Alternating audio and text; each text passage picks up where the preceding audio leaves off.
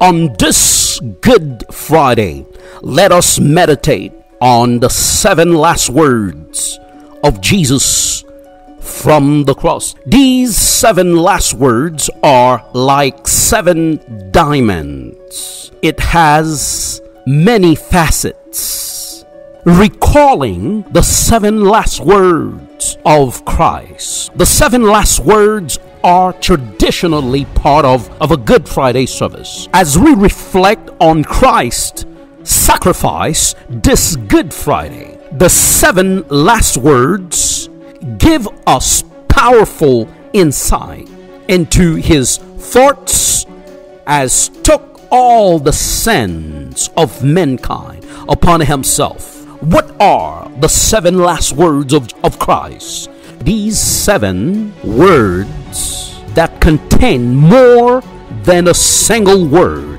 are known as words of forgiveness, salvation, relationship, abandonment, distress, triumph, and reunion.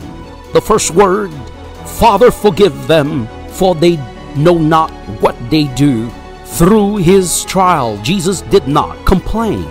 Memory, he did not strike. He was silent. The first word were words of intercession. Jesus said, forgive them. There is no anger in those words, no bitterness, no vengeance.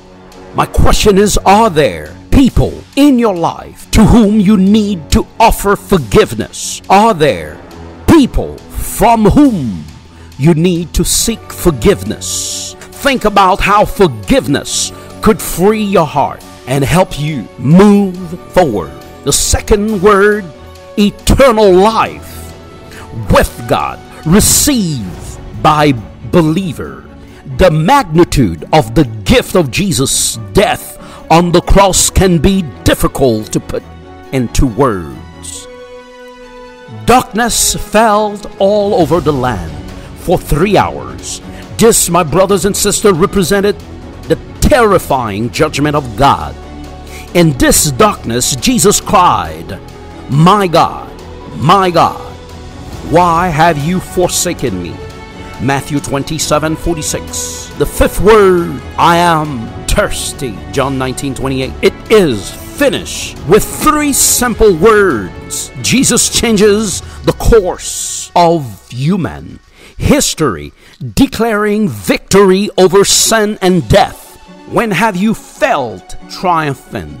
Father, into thy hands I commend my spirit. Luke 23:46. Into thy hand I commit my spirit. After the torment, betrayal by one of his own, the anguish of denial by other of his own, after the mockery and abuse, he has cried out from the depths, but not his announcing his victory.